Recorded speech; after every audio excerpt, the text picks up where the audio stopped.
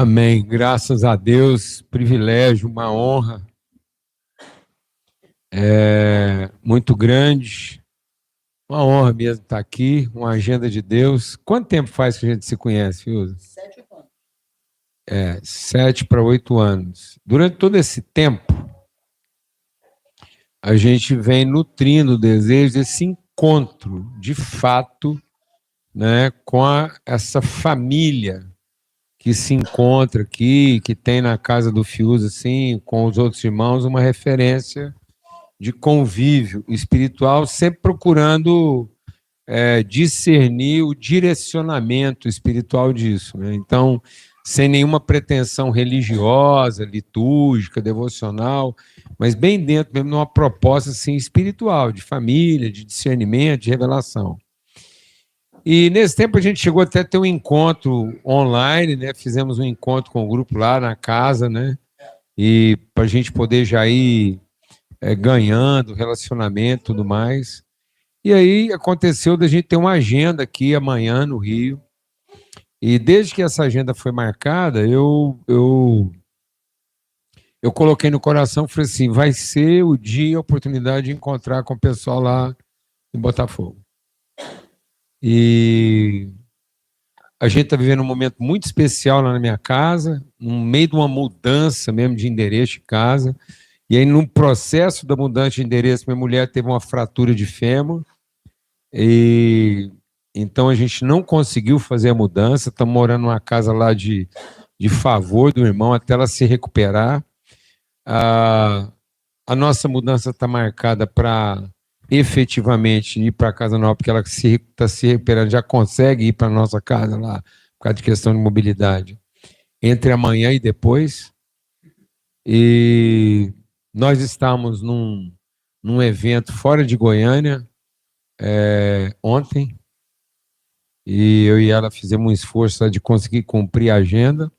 Saímos de lá de madrugada, era mais ou menos umas 5 horas da manhã, para poder estar junto com a congregação, que fazia mais de praticamente um mês que a gente não se encontrava com o nosso povo lá em Goiânia. E eu falei assim, não, mas vai dar certo de eu conseguir reencontrar o nosso povo lá em Goiânia, para a gente falar daquilo que é o momento espiritual que a gente está vivendo, sem nenhuma obrigação religiosa, zero culpa de ter que estar lá por causa de evento, não. Simplesmente para cumprir aquilo que é o discernimento, a percepção, a sensibilidade daquilo que é o movimento de Deus no processo.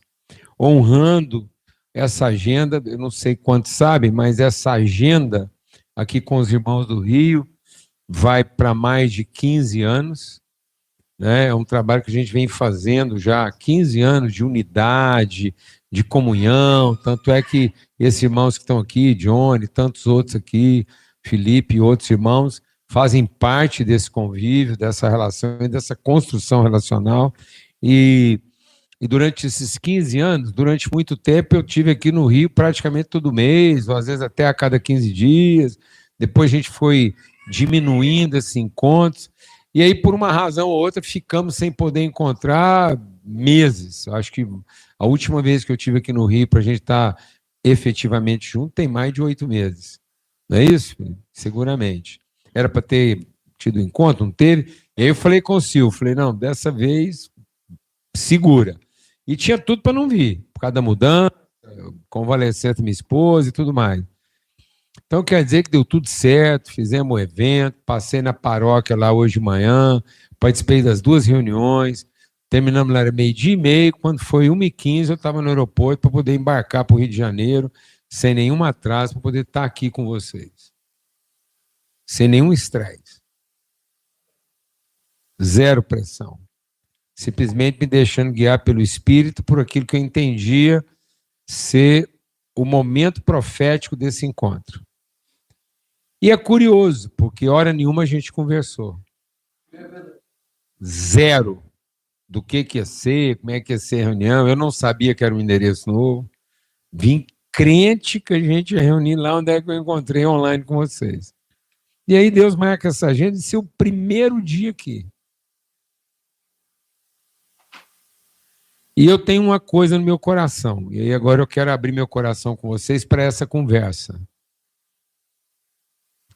Toda vez que eu vou encontrar um povo assim, na sua característica espiritual, eu busco de Deus um discernimento profético. Eu quero cumprir aquilo que é a vocação de todo filho de Deus. E todo filho de Deus foi levantado para ser o quê? Profeta. Essa menina nasceu profeta. Todo filho de Deus é promessa. Vocês vão profetizar. E a palavra de Deus diz que o povo sofre pena por falta de quê? De profecia. O nosso problema é que a gente levou o assunto profecia para o futuro.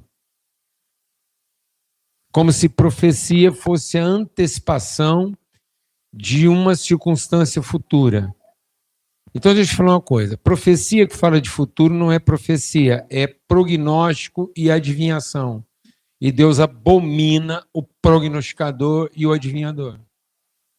Então, se você quiser matar um profeta, você procurar ele para ele falar do seu futuro. Você matou o profeta. Porque a palavra de Deus diz que se alguém dentro do meu povo se prestar a procurar um profeta por conta da sua ansiedade futuro, e o profeta se prestar a esse serviço, da minha parte, eu vou enviar um espírito enganador que vai enganar o profeta e quem procurou o profeta, para que ambos sejam enganados na sua ansiedade. E aí eles vão escutar aquilo que eles queriam ouvir. Por isso que vai ser batata o que o profeta profetizar. E o cara vai falar, rapaz, conheci um profeta, sabe por quê? Porque ele falou exatamente o que você queria ouvir. E da parte de Deus foi enviado um espírito enganador para prender os dois na sua ansiedade e desobediência. Amém, mano? Porque preocupação com o futuro é crise de fé. É ansiedade. Preocupação com o futuro é incredulidade. Por isso que o profeta não fala do futuro, o profeta fala do eterno. E o diabo transformou o nosso eterno em futuro, gerando em nós uma crise de identidade. Todo filho e filho de Deus recebe da parte de Deus o Espírito Santo, que traz a revelação e o testemunho do qual é o propósito de Deus para a vida de cada um de nós no eterno. De modo que o tempo é o ritmo, é a coreografia através da qual eu vou materializando o meu eterno. E não a metodologia que eu vou garantindo o meu futuro. Então, palavra profética não é para te dar expectativa de futuro. Palavra profética é para te dar perspectiva de eterno, para que você, não tendo nenhuma ansiedade de futuro, você possa ritmar o seu tempo no cumprimento da sua vocação eterna, então não na ansiedade da sua expectativa de futuro. Por isso eu vou matar essa menina no seu dom profético, se eu começar a ficar ansioso a respeito do futuro dela e não oferecer a ela o ambiente para que ela construa e desenvolva o seu eterno. Glória a Deus, amado.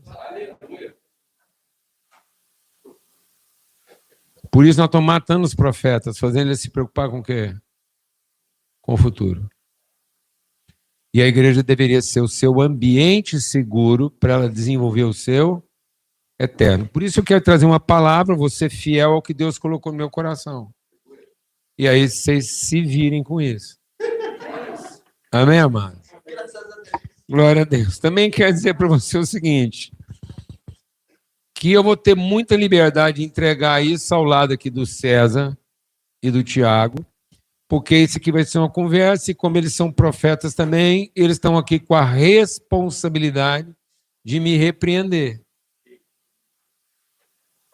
E de não deixar eu passar a vergonha de profetizar uma heresia. E aí eles têm essa autoridade na minha vida, me submeto ao César, como a gente tem tido uma relação de submissão mútua, me submeto à vida do Tiago, porque a gente tem tido uma relação de amizade e de confiança, e vou ter a liberdade de entregar. E havendo testificação, a palavra de Deus diz que eu poderia proclamar. E sozinho você proclama, mas pela boca de 2 ou 3 testemunhas, a verdade é o quê? Estabelecida. Então, se houver testificação no coração deles, aquilo que eu estiver proclamando aqui não será apenas uma proclamação, mas pode ser um marco de referência para a caminhada dessa congregação. Amém, amados? Um marco de eternidade, para pautar, para orientar, para direcionar aquilo que é a vocação eterna dessa congregação. Glória a Deus, amados. Aleluia. Então é um momento muito sério. Porque onde 2 ou 3 concordarem, a verdade será o quê? Estabelecida. Amém? Então você fica esperto aí, vai prestando atenção. Glória a Deus. Como moradores do Rio de Janeiro. Tá bom? E isso também vai no seu coração aí. Por isso, sabe a sua Bíblia lá em Atos, no capítulo 19.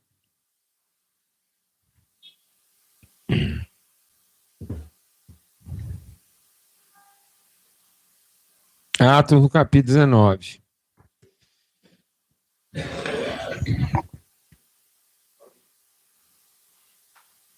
Hã?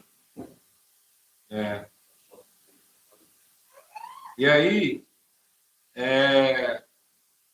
o que é Atos 19? Presta atenção. Atos 19 é o momento, é o lugar onde a igreja cristã está deixando o seu contexto monoteísta, cultural, hebraico, para entrar naquilo que é o mundo espiritual politeísta universal.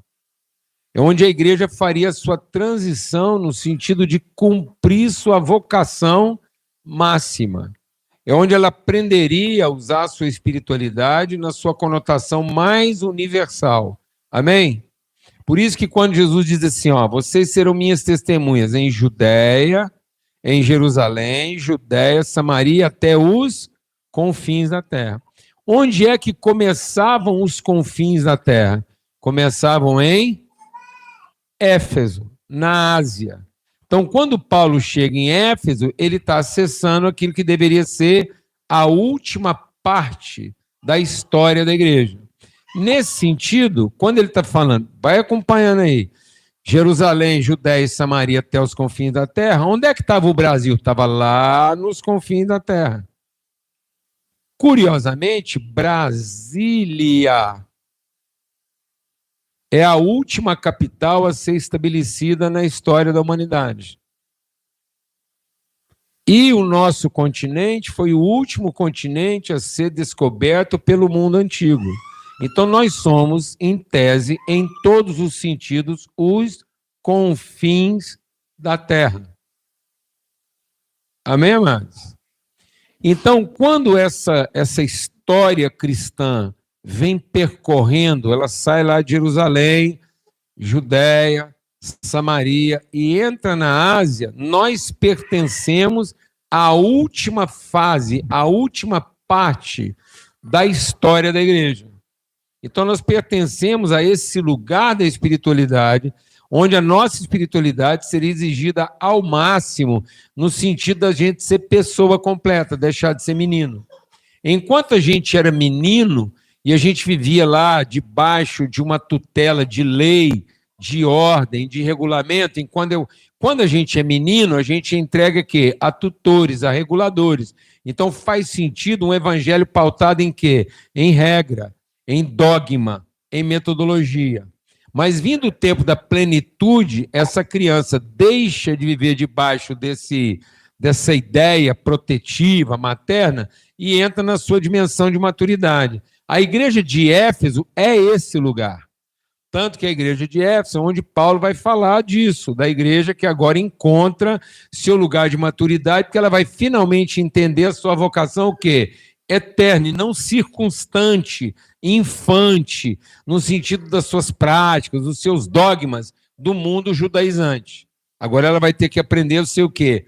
Adulta, conviver com todas as realidades, entender que ela tem que conviver com todas as formas de divindade e apresentar a sua essência, a sua natureza. E não mais uma opção de rito, não mais uma opção de dogma, não mais uma opção de religião. Então, o grande desafio da igreja, nos seus últimos dias, no momento em que ela vai ter que conviver com toda a realidade histórica mundial, ela vai ter que ter convicção da sua identidade, da sua paternidade, e não do seu rito, e não da sua religião, e não da sua estrutura, e não do seu dogma, e não da sua metodologia. E Éfeso é esse lugar divisório.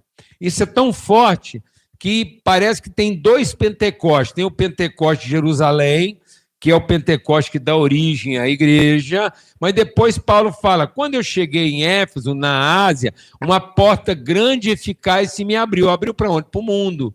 E eu ficarei lá em Éfeso até o Pentecoste. E a partir da igreja de Éfeso, toda a Ásia foi alcançada. Então, se você lembrar bem, né, é a partir da igreja de Éfeso que eu vou ter a igreja na sua expressão máxima, plena, com as suas várias características e nuances, que são as 7 igrejas da Ásia.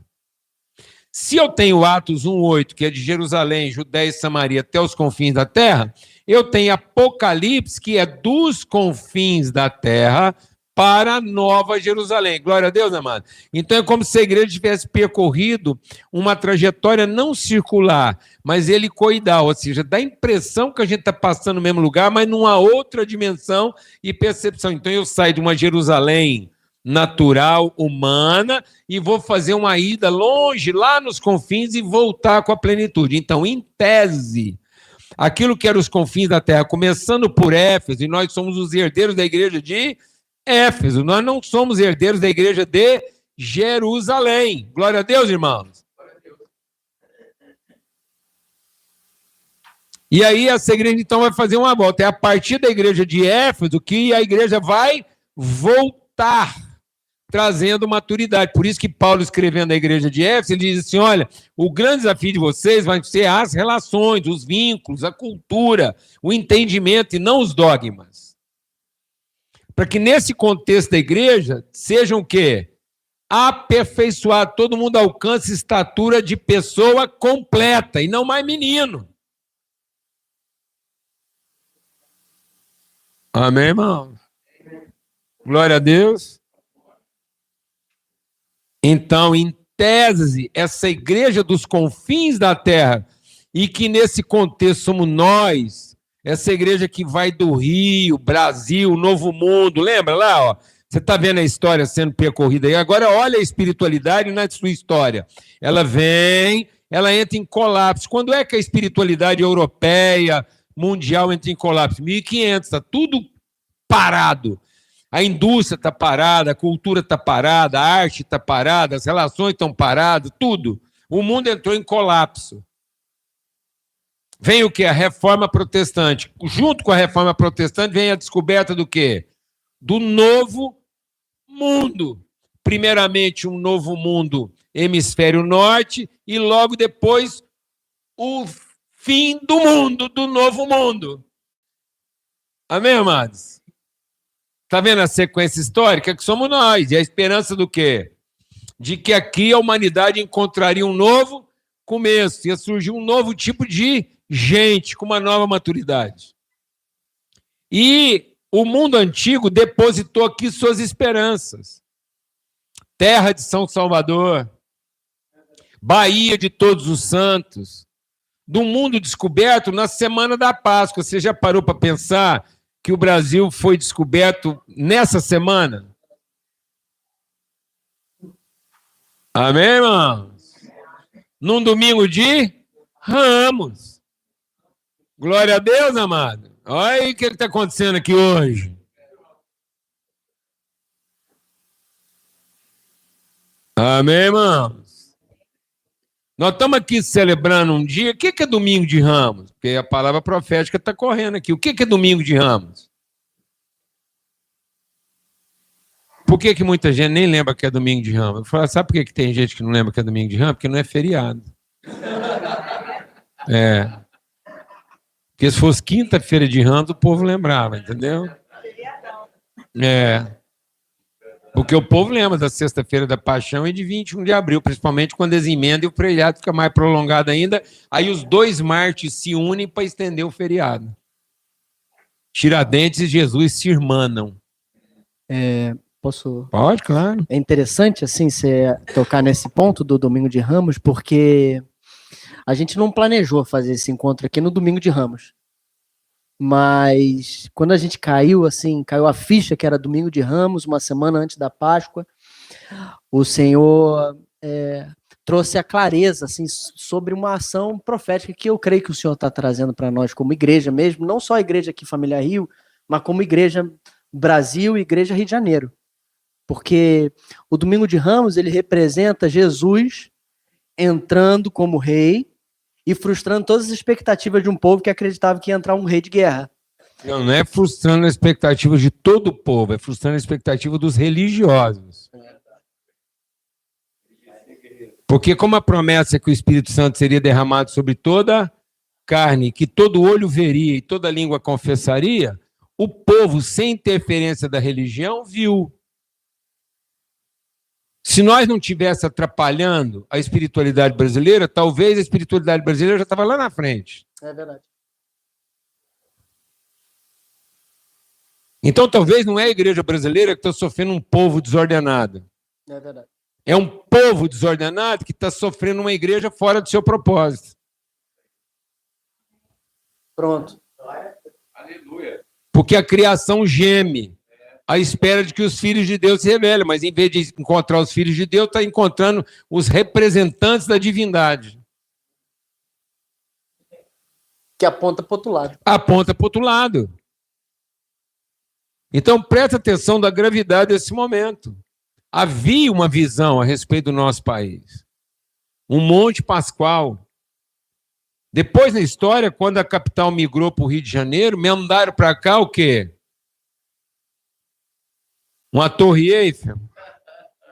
Um Big Ben? Não, o que mandaram para cá?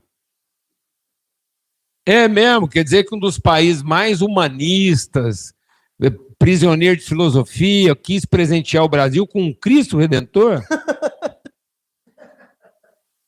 E apontado para onde?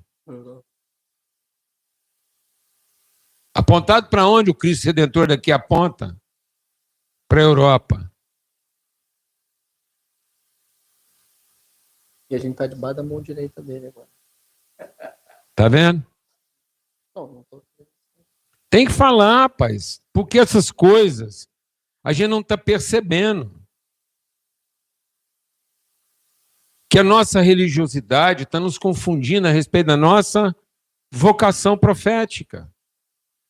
A nossa ansiedade de ter a igreja que a gente precisa, o culto que a gente merece, não está fazendo a gente cumprir aquilo que é a nossa vocação eterna como povo de Deus para fazer essa curva, apresentar para a humanidade um povo mais bem resolvido, espiritualmente convicto da sua vocação como modelo de espiritualidade redentiva e não de religiosidade resolutiva.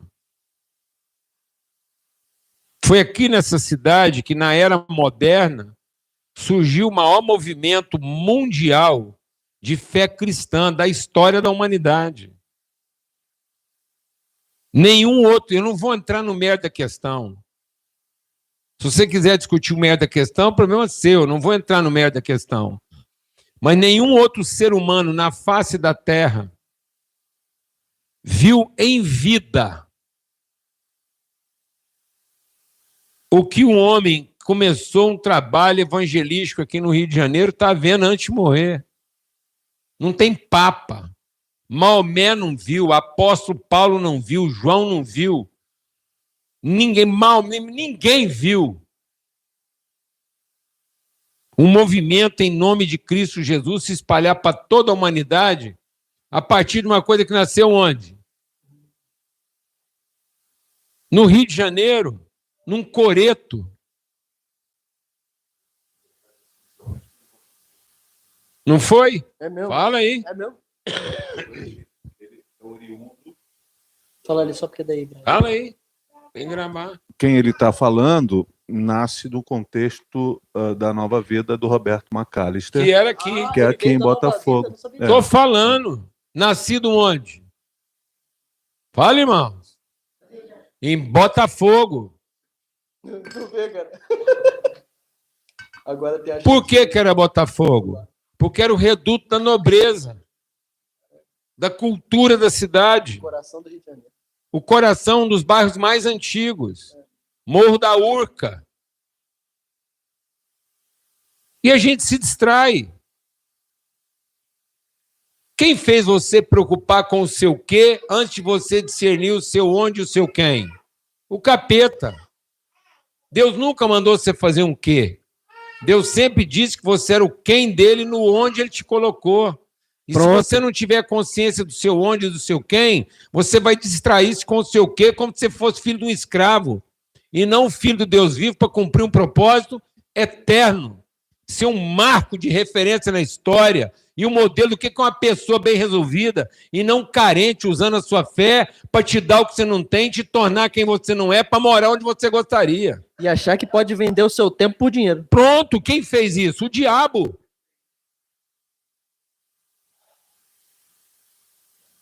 O diabo corrompendo nossa noção de endereço, de propósito, de desígnio, de revelação profética. Não só para a vida dessa cidade, mas para as nações. O mundo inteiro olhava para isso. Amém, meus irmãos? É sério o que está acontecendo. Na verdade, é a essência do sério. Pronto, e se a gente não entender isso, a gente vai se tornar pessoas de boas práticas sem nenhuma cultura. E isso é o Rio de Janeiro. O Rio de Janeiro é uma cidade que se valeu do fato de ser capital para viver o benefício de boas práticas sem transformar isso em cultura, em valor. E a partir do momento que a sede do governo saiu daqui, levou daqui o dinheiro, o patrimônio, a obrigação da cidade funcionar. Por que o Rio de Janeiro funcionava? Porque era sede do governo e endereço internacional para todo mundo, então tinha obrigação de funcionar. E a obrigatoriedade dessa cidade funcionar nunca se transformou numa cultura, num valor. E todos desfrutaram dessa cidade pelo benefício. Por isso só arruma a casa quando vai ter visita. Pronto. E aí nós começamos a ser arremedo de um modelo de cultura, de espiritualidade, de religiosidade, que não tem noção de família, não tem compromisso com as relações, só com a metodologia, com a estrutura e fazer a coisa funcionar a qualquer custo, celebrando seus números. No metaverso da religiosidade do nosso irmão mais velho, amém, amado? No metaverso, porque a gente precisa entender isso. Um pai tinha 2 filhos, um mais velho e um mais novo. O mais velho fez tudo certo, por isso acha que tem mais direito que os outros. E o mais novo, que fez tudo errado, acha que tem que pagar sua remissão sendo prestador de serviço.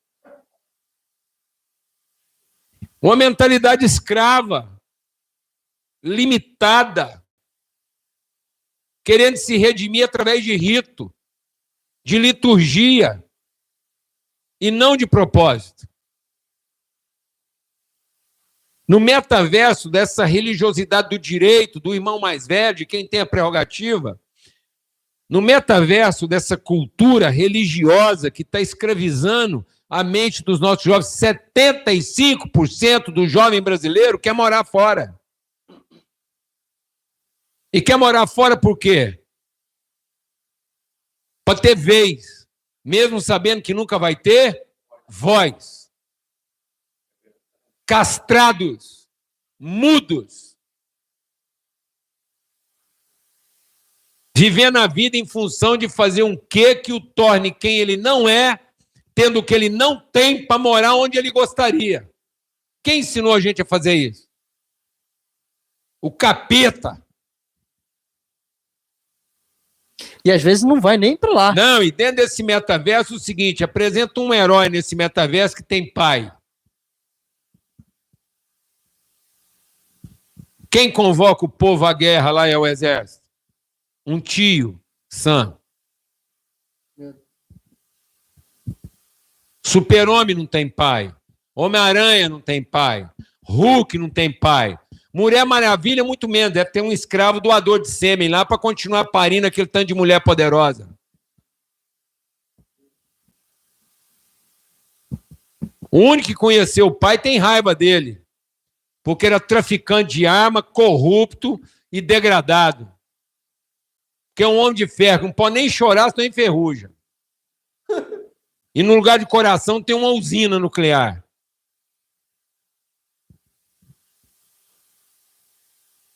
Nem o que veio do outro planeta conheceu o pai. Você está entendendo isso ou não, mano? E aí você vai para o metaverso Disney. Apresenta um pai no metaverso Disney. Não tem.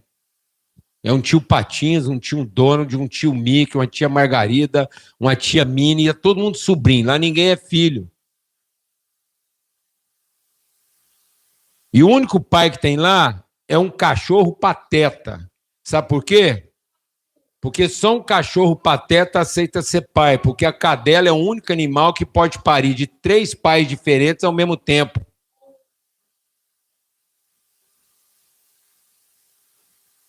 E o que sobrou para o Rio de Janeiro no metaverso Disney, onde não tem pai, só tem tio?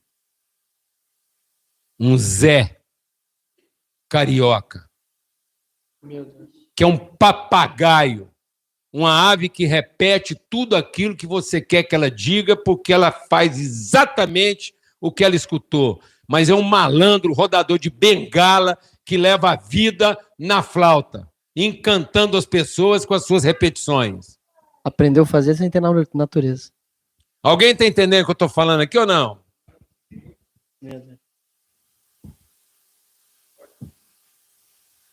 Às vezes é o nosso movimento de discipulado dentro da igreja, né? Forma só para pagar. Com certeza. Ensina o ritmo, ensina a fazer. Amém, amados? Então, há uma razão para essa reunião estar acontecendo aqui hoje. Nesse lugar. Num domingo de Ramos. Véspera da Semana Santa. Antecipando o descobrimento do Brasil. E também o dia da sua libertação. E o dia da inauguração da sua nova capital, que foi do Rio para lá. Mas se a gente não absorver a cultura, nós vamos ficar vivendo de boas práticas. O Brasil não conheceu, nem vai conhecer, uma degradação social tão rápida quanto a que aconteceu, está acontecendo e vai acontecer com o Rio de Janeiro nos próximos anos. Porque é uma cidade de benefícios, de recursos, de possibilidades, sem cultura, sem responsabilidade. Uma cidade de milícias, milícias religiosas, milícias governamentais, milícias denominacionais, usando o seu poder para determinar para pessoas com quem que elas têm que trabalhar e quem é que vai ser a proteção delas se elas fizerem exatamente aquilo que reza a cartilha. Só mudam as armas. Porque sabe quem instituiu a milícia? Nimrod. Quando criou Babel. Ele exacerbou o problema, ele instigou os animais contra a cidade e depois ele se ofereceu para libertar a cidade dos seus problemas. Em nome de quem? De Deus. A cultura miliciana. Não interessam as armas. Quantos cultos nossos hoje são reunião de quê? De milícia. São militantes. Oferecendo o quê, amados? Proteção. Poder. Poder que vai te proteger. Poder que vai garantir o seu futuro. Desde que você pague a propina. Seja na forma da reza, seja na forma da oferta, seja na forma do rito.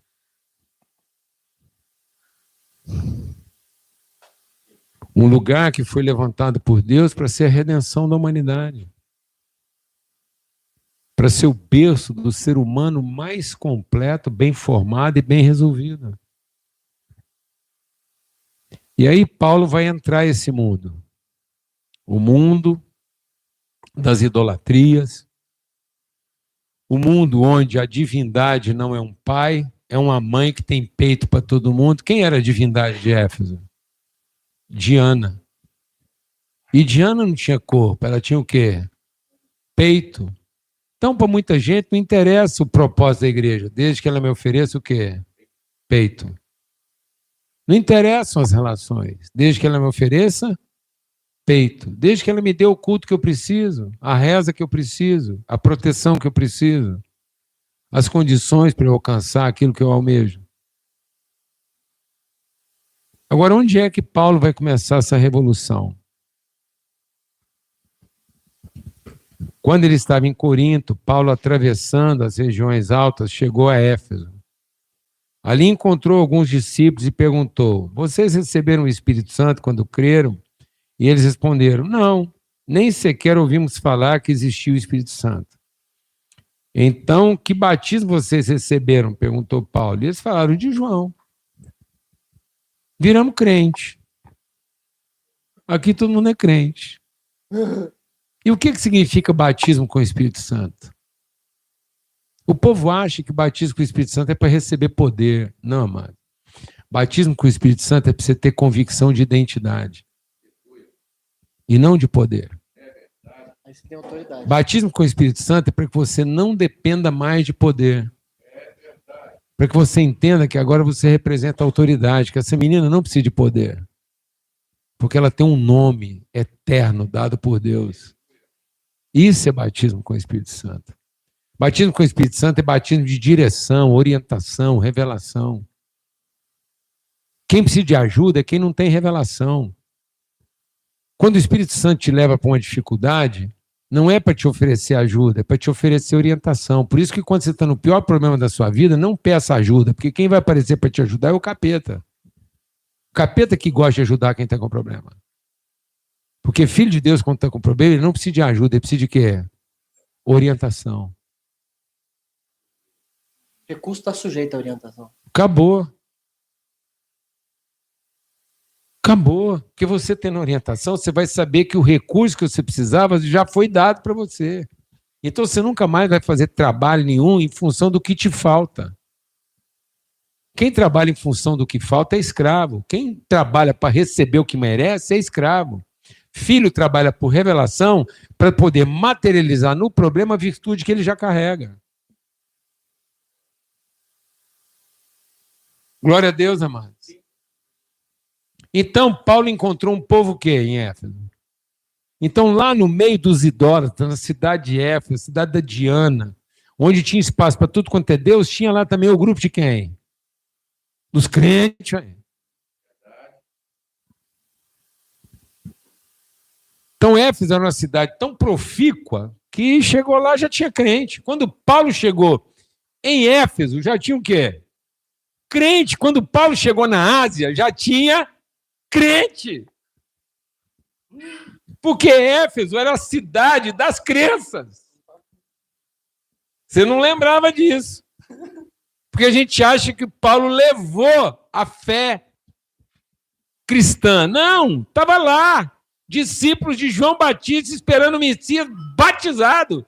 Tinha uma igreja que se reunia em Éfeso. O que não tinha na vida desse povo? Propósito, revelação, senso de endereço, discernimento profético, revelação espiritual. Mas culto tinha, devoção tinha, crença tinha.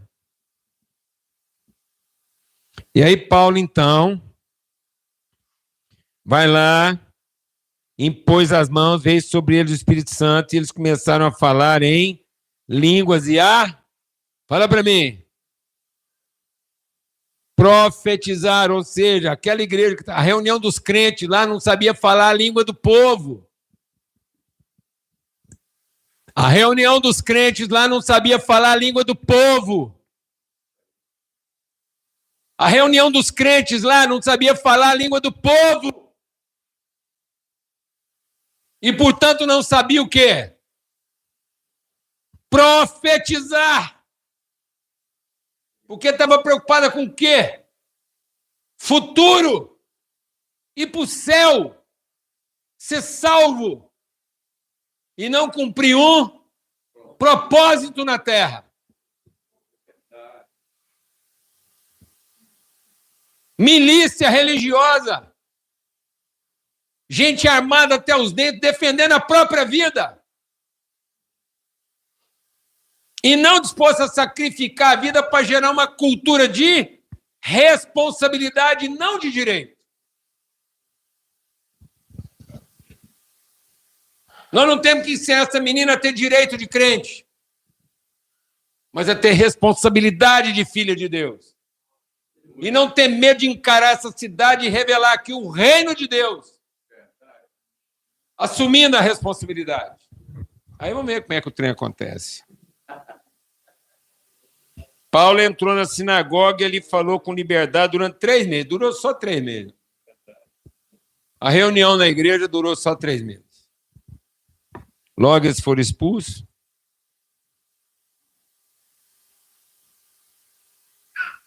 Recusaram a crer. Começaram a falar mal do caminho diante da multidão. Em Paulo teve que sair de lá e mudar para uma escola.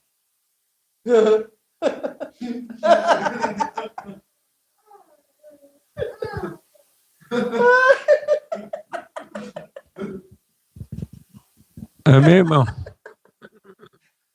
Glória a Deus, irmão.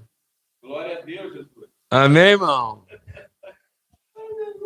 A igreja dos últimos dias, É verdade. que assume a responsabilidade da comunidade, é uma igreja que teve que aprender a abdicar do seu templo de devoção, dos seus ritos, dos seus louvores, para assumir a responsabilidade de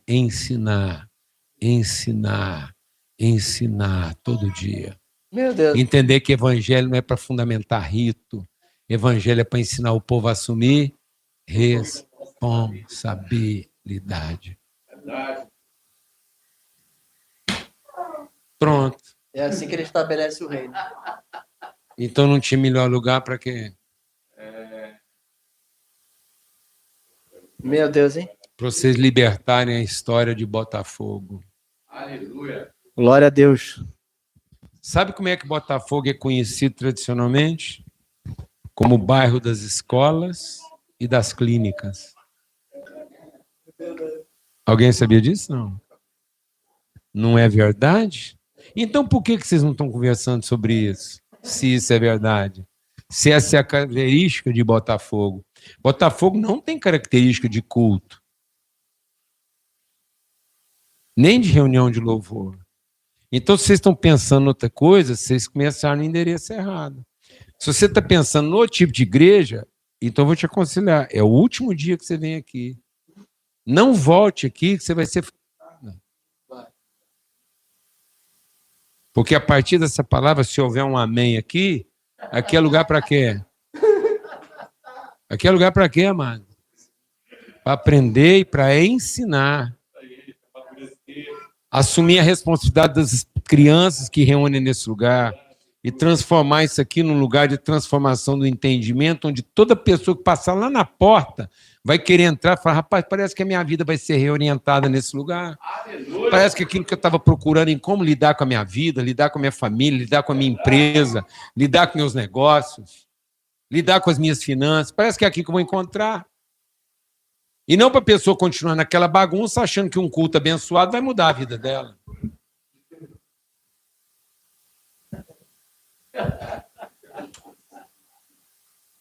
Aqui é lugar de ensino, Aleluia. de tratamento de saúde. Amém, amados? É lugar dos afetos serem fortalecidos. Isso era a igreja de Éfeso. Tanto que quando a igreja de Éfeso começou a se voltar de novo para os ritos, o próprio Jesus apareceu na igreja de Éfeso e falou assim, sabe qual é o problema de vocês? Porque, de novo, vocês desenvolveram doutrina, ritos, vocês se tornaram impecáveis na sua liturgia, na sua doutrina, na sua sistemática, na sua organização. Tudo que vocês fazem beira a perfeição. Só tem um problema, vocês não têm mais responsabilidade um com o outro. Vocês entram e saem como quem participa do culto, achando que o culto foi uma bênção, o seu problema está resolvido. Meu Deus. Escola. E sabe o que era mais legal? É que o Paulo e o Tirano ensinavam juntos. O Tirano ensinava as ciências que ele tinha que ensinar, a filosofia, e o Paulo ensinava a espiritualidade. Ele não fechou a escola de Tirano. Glória a Deus, né, mano? Amém? Paulo faz com que aquele lugar agora seja completo, porque ele trata de ciência, ele trata de filosofia, ele trata de arte, ele trata de cultura e trata também de espiritualidade. Um ser humano o quê? Integral. Integral, completo. É desse lugar, da escola de Tirano, que surge a igreja de quem? De Éfeso, que alcançou toda a Ásia e que chegou até os confins da terra. Uma pequena escola que se encontrava toda semana. Olha o texto aí. Não é isso? Não era uma grande reunião, era uma escola. Isso continuou por 2 anos, de forma que todos os judeus e os... Fala para mim, amado. Quem reunia lá? Só os crentes? Não, estou chocado. Na escola de Tirano, era uma reunião de quê, amado? Tudo quanto é cultura, mano. Os pagãos participavam lá do negócio. Porque era uma escola. Não era um culto. Era um lugar para conversar. Uma mesa de judeus e gregos encontrando sentido para a sua espiritualidade. Você está preparado para fazer parte dessa congregação? Vai ser um desafio para você. Conversas difíceis vão acontecer aqui. Maduras. Líderes de toda a comunidade aqui à volta vão sentar aqui. Olha o que aconteceu com a história do Rio de Janeiro, nós já estamos concluindo aqui. Alguns dos lugares principais da nossa cultura estão entregues às traças. Vai lá ver onde é que está a estátua do Simonton. Vai lá onde é que está a estátua do Simonton. A estátua do Simon, fundador da Igreja Presbiteriana, está de vista para a Praça da República. E o que é a Praça da República no Rio de Janeiro? Fala para mim o que é a Praça da República no Rio de Janeiro. Era um dos principais centros o quê? Culturais. Lugar de inconformidade. Encontro de multicultura. No pé da estátua lá da proclamação, lá na Praça da República, estão lá os representantes das tribos, estão lá. Uma coisa curiosa, você sabia que lá no pé estão as nascentes dos principais aquíferos do Brasil, mostrando que o que emana dali alcançaria todas as partes do Brasil? Agora vai lá ver o que está lá. O que está lá agora, irmãos? O que está lá agora, irmãos? Mendicância, pobreza, degradação. E culpa das pessoas que estão lá? É culpa das pessoas que estão lá? É culpa dos mendigos, das prostitutas? É, amados? É o Deus delas que está fazendo elas viverem daquele jeito? É a religião delas que está tornando aquele lugar degradado? Ou é a nossa irresponsabilidade com aquilo que é o nosso legado e o nosso patrimônio e a nossa vocação espiritual? Na medida em que começamos a usar o evangelho em favor de quem? De nós mesmos. Alimentando nosso culto, nossa expectativa de futuro, nosso direito religioso.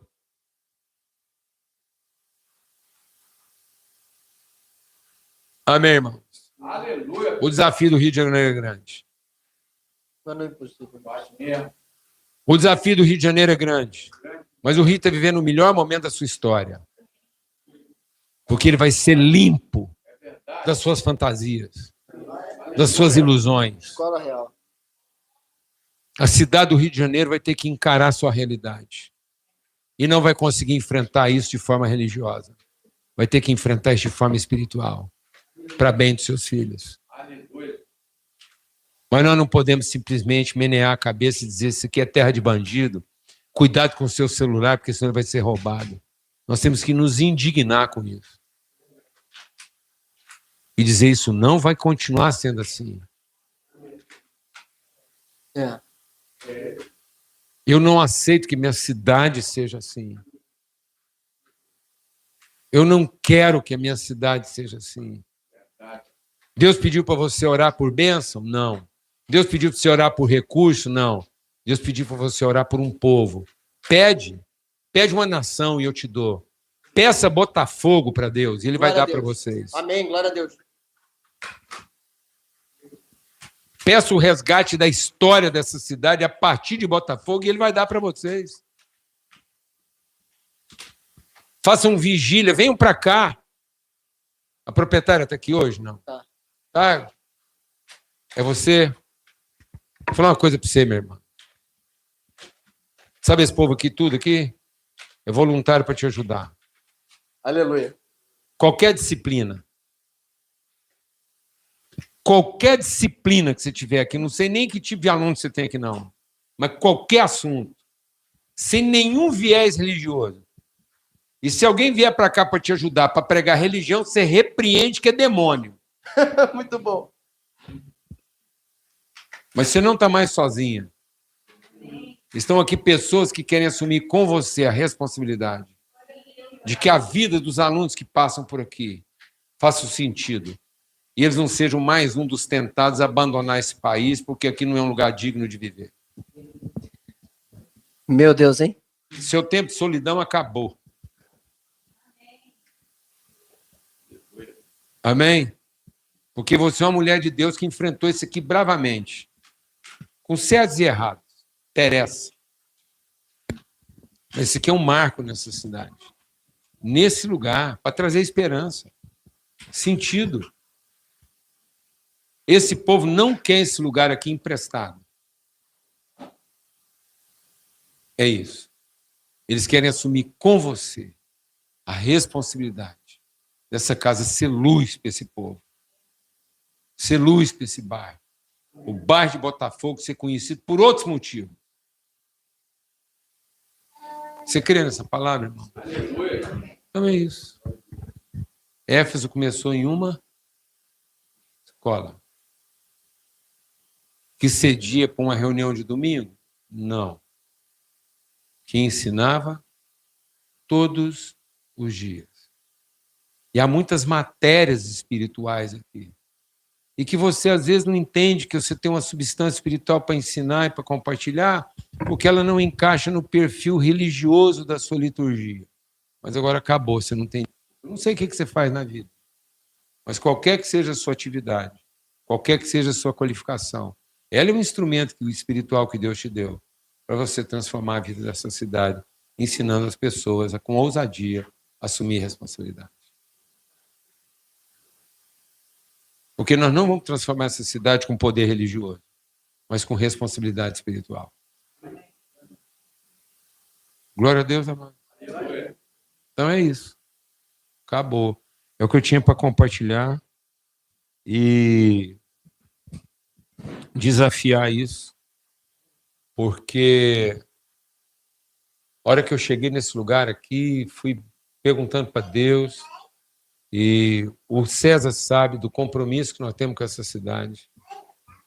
Muita gente não entende. Às vezes eu tenho que ficar explicando, até para pessoas muito íntimas minhas, esse empenho com o Rio de Janeiro. Mas é um empenho de fé. E eu falava com o Tiago, Tiago, chegou o ano. 2025 é o ano. A gente tem sonhado, conversado, o Felipe sabe disso, o John sabe disso, mas agora esse é o ano. Esse é o ano da gente transformar algumas coisas assim, da nossa convicção em prática ousada de fé e responsabilidade. O Tiago é um menino muito zeloso. Ele não quer fazer nada para o trem ficar assim bagunçado. Mas vocês vão ajudar o Tiago a enfrentar a culpa de ter que saber direitinho o que ele vai fazer antes de ele começar. Porque não é isso que Deus quer na vida dele, nem na vida dessa congregação. Deus não chamou vocês para estar aqui nesse lugar estratégico e nesse endereço, por causa da competência que vocês têm. Mas foi só por causa da sua ousadia. E na medida que vocês forem assumindo responsabilidade, Deus vai trazer para esse lugar aqui pessoas que vocês nunca imaginaram que poderiam estar aqui. E eles vão estar aqui por um único motivo. É porque eles encontraram esperança de entregar aqui o que eles têm para entregar, sem isso estar atrelado a um viés religioso ou no interesse de algum tipo de instituição, denominação ou estrutura. Simplesmente pela liberdade de ver as vidas transformadas, tanto judeus quanto gregos. Amém, meu irmão? É isso aí. Glória a Deus. Você quer falar alguma coisa, César? Eu quero só usar um texto aqui para a gente lembrar a verdade, quem somos nós. Amém. Nós podemos receber a palavra profética, mas muito rapidamente a gente se desviar dela. É verdade. E diz o texto do Evangelho de Marcos, no capítulo 10, a partir do 33, o seguinte: estamos subindo para Jerusalém. Jesus está dizendo isso. E o Filho do Homem será entregue aos chefes dos sacerdotes e aos mestres da lei. Eles o condenarão à morte e o entregarão aos gentios, que zombarão dele, cuspirão nele, e o açoitarão e o matarão. 3 dias depois ele ressuscitará. Nisso, que ele acaba de dizer, nisso, Tiago e João, filhos de Zebedeu, aproximam-se dele e disseram: Mestre, queremos que nos faças o que vamos te pedir. O que vocês querem que eu lhes faça? Eles responderam: permite que na tua glória nos assentemos, um à tua direita e o outro à tua esquerda. Jesus está falando de sacrifício, de entrega, de quebrantamento, e os caras estão buscando interesse. É verdade. Então, o ser humano ele pode muito rapidamente correr para essa direção. Quando os outros 10 ficaram sabendo da discussão, o texto continua. Quando os outros 10, versículo 41, quando os outros 10 ouviram essas coisas, ficaram indignados com Tiago e João, talvez porque tiveram a ideia de pedir primeiro. Jesus os chamou e disse: vocês sabem que aqueles que são considerados governantes das nações as dominam, e as pessoas importantes exercem poder sobre elas. Não será assim entre vocês. Pelo contrário, quem quiser tornar-se importante entre vocês deverá ser servo. Não perder a consciência é exatamente o que se precisa para a gente cumprir o propósito. E a gente perde muito rapidamente a nossa consciência pelas coisas que podem surgir, pelas coisas que podem aparecer diante de nós. Por outros interesses que podem vir. Então a gente tem que ter cuidado diante da profecia que recebemos. Também de manter-se junto, né? Diante da profecia que recebemos nessa noite, a gente precisa cuidar do coração para que a gente não perca a direção de Deus para a nossa vida. E a gente acabe se tornando aquilo que a gente nunca foi chamado para ser. É só isso. Eu vou fazer uma pergunta para você. Para mim. Diante dessa mesa aqui de testemunho. Você pode ser um guardião disso? Não sei se eu posso ser o guardião, mas eu posso... Não sei se você está entendendo, o guardião. Eu posso ser um irmão que vai necessariamente. Caprichar em olhar para a sua orelha com o objetivo de puxá-la. Um ancião, isso. Um ancião para ajudar, um pilar, uma estaca para dizer para vocês que esse é o caminho para vocês não desviar. Só isso. A memória. Okay. Isso, pronto. Eu queria... Se a Núbia me deixa, eu serei um ancião, porque a Núbia tem resistido muito a essa pressão de eu ser um ancião. Eu sou um cara tão jovem, mas eu posso ser um ancião. Aliás, diga-se de passagem, esse ano ele faz 60 anos. Cara, e com esse rostinho de 20, né? Dia 20 de agosto. Queria compartilhar algo breve aqui. No final do ano, nós tivemos um retiro como igreja, construímos um vaso e esse vaso foi feito por todas as mãos, e ele era um vaso de barro, e foi uma parábola, na verdade, na ideia de falar sobre a antagonia de Babel. E aí construímos um só vaso. Só que 3 dias depois esse vaso rachou, começou a rachar. 1º dia de janeiro, terminamos o ano com o coração incendiado pela igreja que estava se avançando, se estabelecendo aqui no Rio de Janeiro. 1º dia de janeiro, eu olhei aquele vaso rachado, fui ter meu tempo com o Senhor, e o Senhor olhou para mim e falou assim: essa é a igreja. Essa é a igreja que você está plantando. E ele falou para mim assim, ó, você tem 2 decisões diante dessa igreja rachada. Desse barro aglutinado, mas sem unidade. E independente do que você decidir, eu vou aceitar a sua decisão. Você pode pegar mais barro e tentar tampar as rachaduras para parecer que ela é uma igreja que deu forma, que o serviço não foi perdido. Mas você vai sempre saber que estava rachado.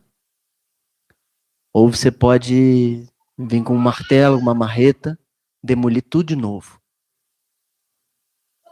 E começar só a partir dos vínculos do Espírito. Eu entrei em crise, de verdade, gente. Nós estamos plantando essa igreja, as pessoas sabem o desafio que é a plantação de uma igreja. É um desafio muito louco. É vida gasta, é tudo misturado, é muita dor. Mas é muita alegria também.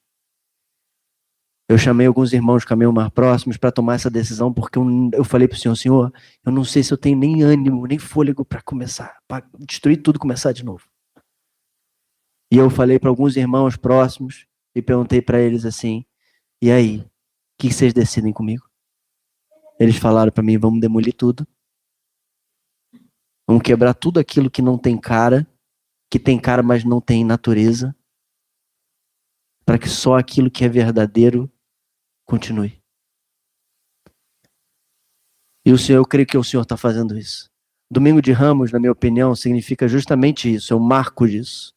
Jesus frustrando as expectativas de um reino estabelecido externamente para estabelecer um reino a partir de corações verdadeiros. Onde as pessoas se perguntam, onde está o reino? Não está nem ali, nem lá, está entre nós e em nós. Eu creio que é isso que o Senhor está estabelecendo aqui. Você tem a oportunidade de fazer parte, você não tem que fazer parte.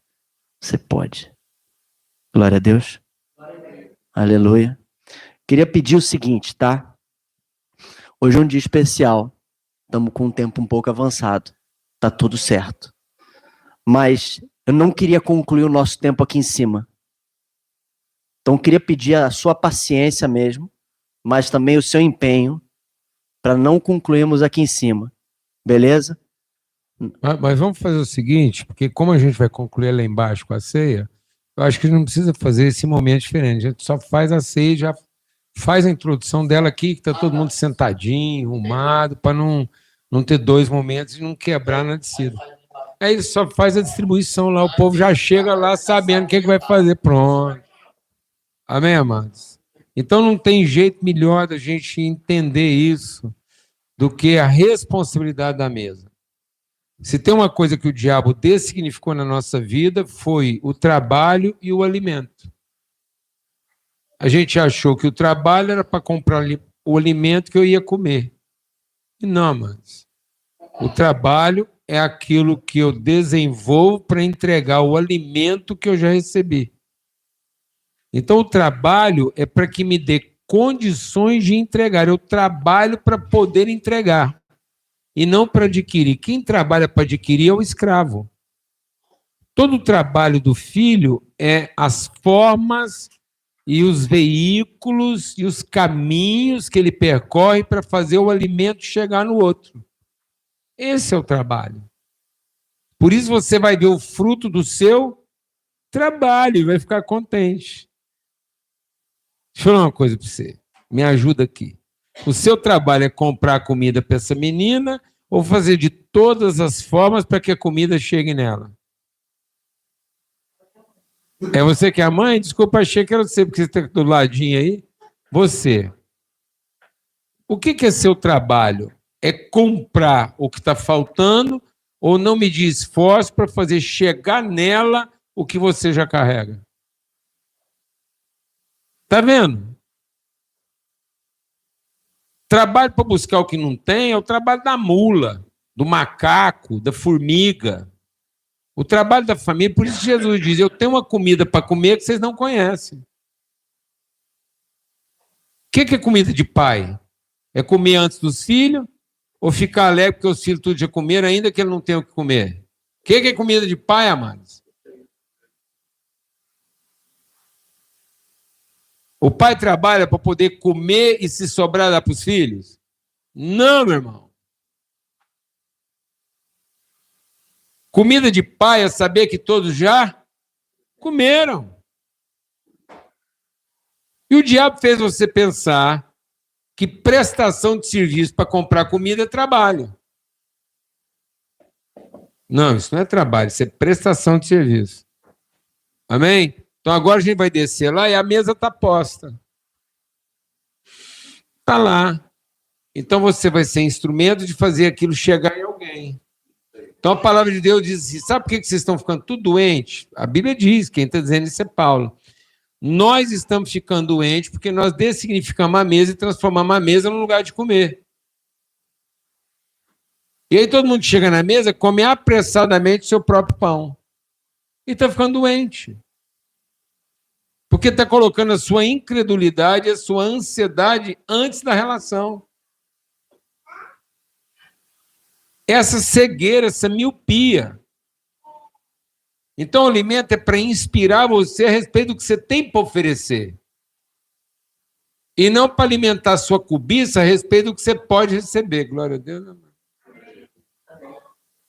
O alimento tem que traduzir você e não sua carência. Aleluia. O alimento é para traduzir você e não sua carência. O alimento, quem agradece a comida que vai comer é criança. Adulto agradece o privilégio de servir. Glória a Deus. Então vamos chegar lá agora, vamos dar graça aqui, orar.